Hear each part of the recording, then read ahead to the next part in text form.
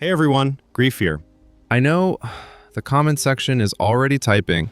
Hawk versus MLBB, here we go again. But hold on, I'm not just a Hawk guide creator. I actually play MLBB. Check this out. 26 stars, mythical honor. I'm not a 100-star immortal yet, but I've put in the work. So when I talk about these games, I'm not guessing. I'm speaking from experience. In the land of dawn. Alright, let's get started. Now, let's kill the biggest debate right now, the copycat allegations. You see it everywhere. Hawk copied MLBB. Let's look at the cold, hard timeline. MLBB launched in 2016, but the original Hawk in China? It launched way back in 2015. So chronologically speaking, Hawk is actually the older brother here. Now I know what you're thinking. You'll say, fine, maybe not MLBB, but Hawk is definitely just a clone of League of Legends. But here is the reality check. Fact check. Tencent actually acquired the majority of Riot Games way back in 2011, years before Hawk was even born. So, strictly speaking, they are on the same team. It's not stealing, it's just internal resource sharing within the same group. And here is my point.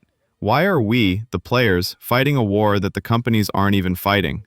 The suits in the boardroom are shaking hands and counting money together. Let's drop the drama and focus on what actually matters, the gameplay. With the corporate drama out of the way, let's be real. Even as a Hawk main, I have to admit there are areas where MLBB is currently untouchable.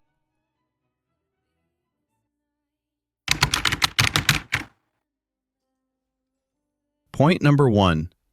We have to admit MLBB's dominating player base and community activity. This is just a fact. Especially in Southeast Asia, MLBB isn't just a game anymore. It's basically a social currency. Open TikTok or YouTube right now. If the algorithm pushes MOBA content to you, 9 out of 10 videos are going to be MLBB.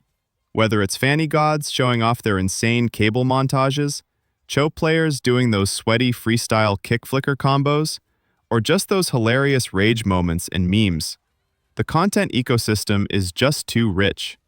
You can search for literally any hero, and you'll find hundreds of creators teaching you the best builds. And let's not even get started on esports. This is MLBB's ultimate stronghold.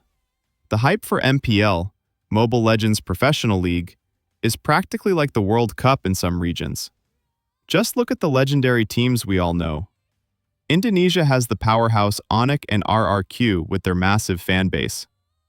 The Philippines has the Dynasty Builders, Blacklist International, and AP Bren. Malaysia has heavy hitters like Homeboys and the recently rising champions SRG, Selangor Red Giants. The MLBB esports ecosystem is so mature that it turns pro players into national idols. In comparison, even though Hawk boasts a massive prize pool, its international recognition is still in its infancy. Many casual gamers don't even know Hawk has a world championship yet.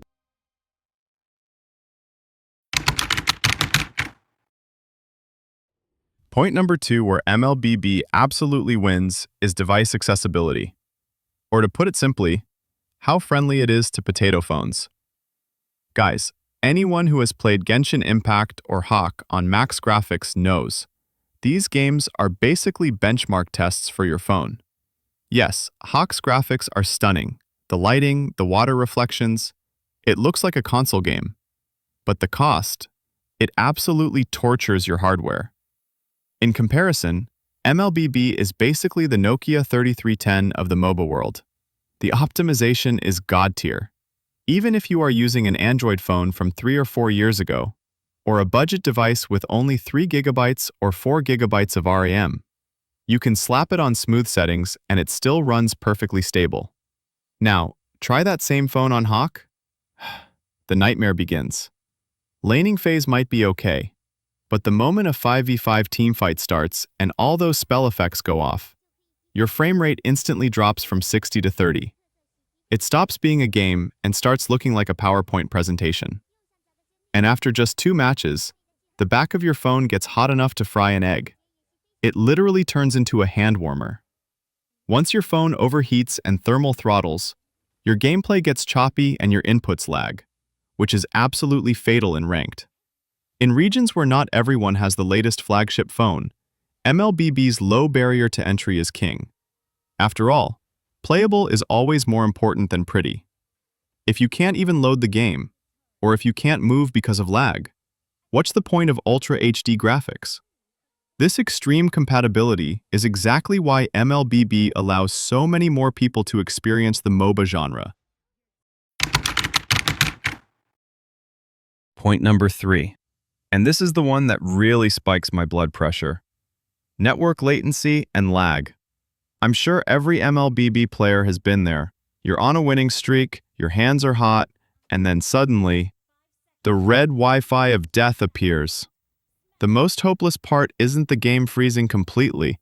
It's that feeling of powerlessness, like your soul just left your body. You can watch your teammates moving, you see the minions fighting, but your hero is just stuck there, drifting like a disconnected puppet.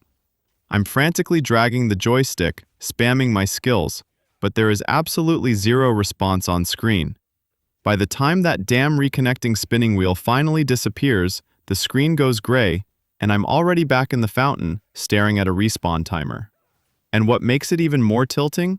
That's when you see the chat pop up with a teammate saying, "Report him, troll, feeder." You can't even explain yourself. You honestly just want to throw your phone across the room. Now, I'm not saying HOK never lags.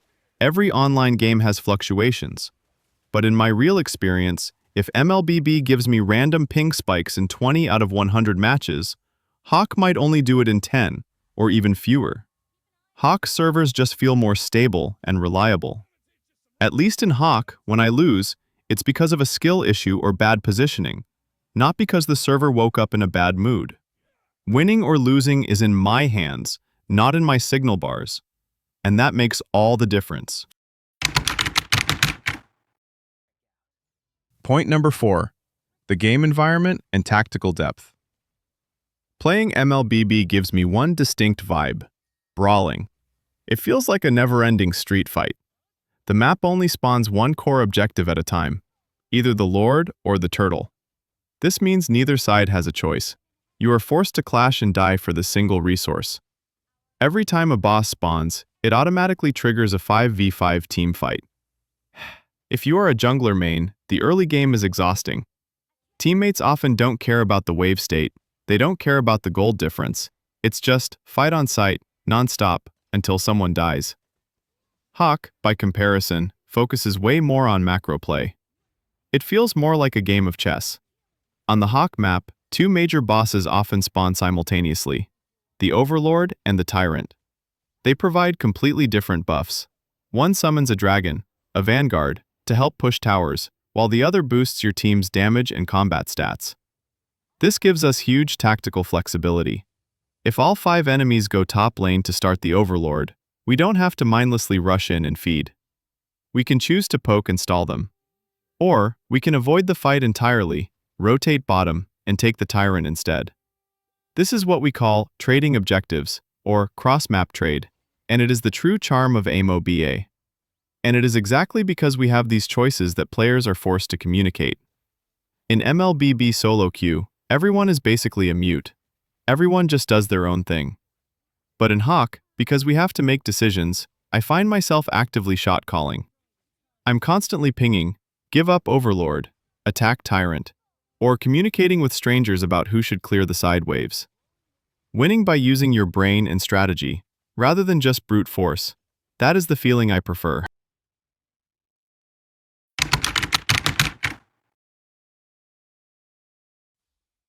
Point number 5, and this is the one you care about the most: the ranking system.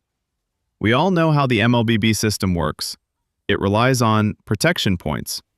The logic is simple. If you play well, you get points.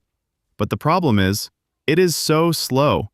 It feels like squeezing the last bit of toothpaste, especially when you reach mythic rank.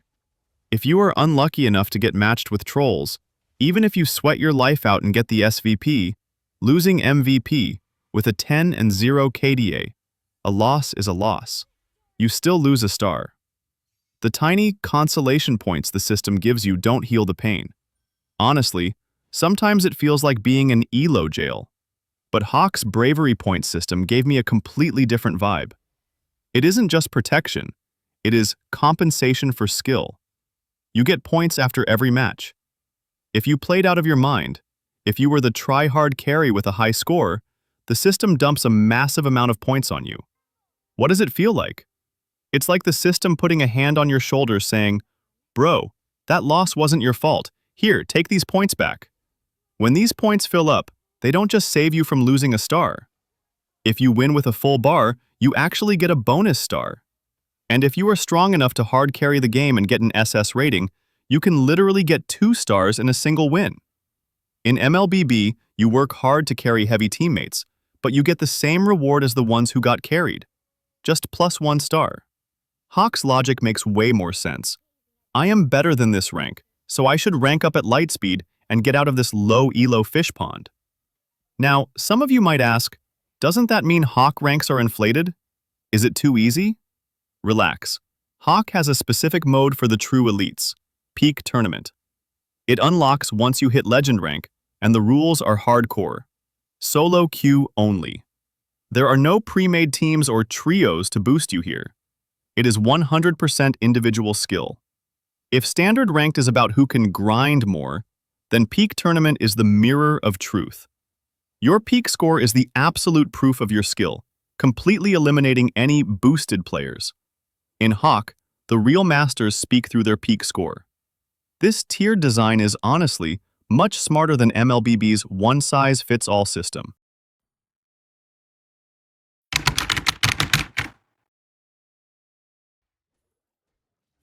Point number 6, the punishment system and feedback loop. To my MLBB brothers, this next scene is going to feel painfully familiar. You get a teammate going 0 and 10, or an actor who goes AFK or builds a complete troll build. Game over. You are shaking with rage, and you hit that report button. The result? An instant system reply. Credit score deducted by 4. Or even worse, the classic. We will keep a close eye on them. It is literally a joke. A few points is just a slap on the wrist. They go play 2 matches of Brawl or VSAI, grind the points back, and come right back to ruin your ranked games. That feeling that the report button is just a decoration is absolutely hopeless. But HOK's strategy is way more ruthless, yet somehow more human. If your report succeeds in HOK, a little later you'll get a mail that looks like this. It literally has the player apologizing to you, admitting they messed up the game, and promising not to do it again. It's not a generic automated reply. It tells you the details. Verified malicious feeding behavior, penalties applied, score deduction, muted, or even banned from ranked for X minutes.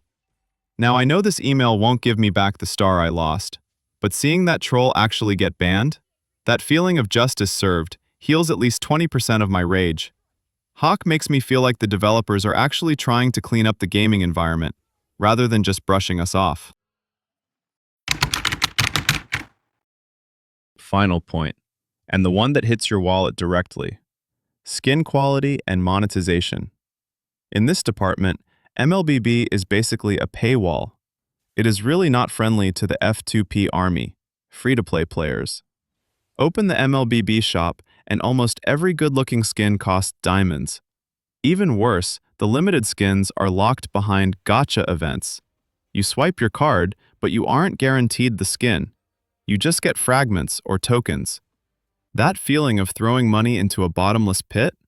Every veteran player knows it. Sure, they give free skins sometimes, but it's usually just a basic skin or an ancient elite skin that nobody uses. But HOK Global? To grab market share, their rewards are absolutely unhinged, in a good way. It completely stomps MLBB. Their strategy right now is basically, we don't care if you play for free, we just care that you play. You can see they are constantly giving away high-quality epic skins. Let's take a look at these. In MLBB, these would cost you real money. In HOK, you just do a few daily missions, and they are 100% free. Now, let's talk skin quality. Like I said before, to support low-end phones, MLBB skins have lower polygon counts and fewer details. Sometimes they look a bit plasticky. HOK is on another level here. It's Tencent's art team, after all. Just look at the recent Kaito Kid collab skin.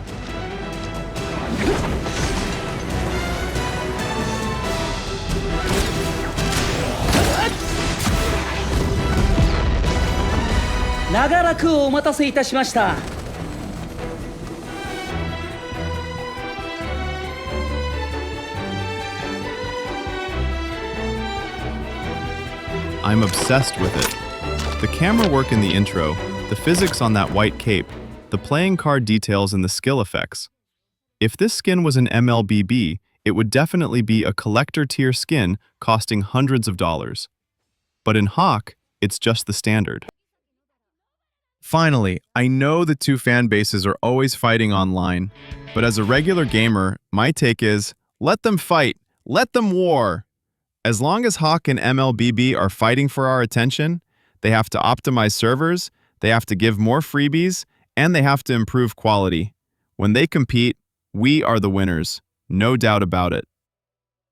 If you're interested in HOK and want to experience the joy of getting free loot, make sure to subscribe. My next video will be a complete step-by-step guide on how to claim every hidden reward in HOK. I'll show you how to milk the system so you don't miss a single free skin.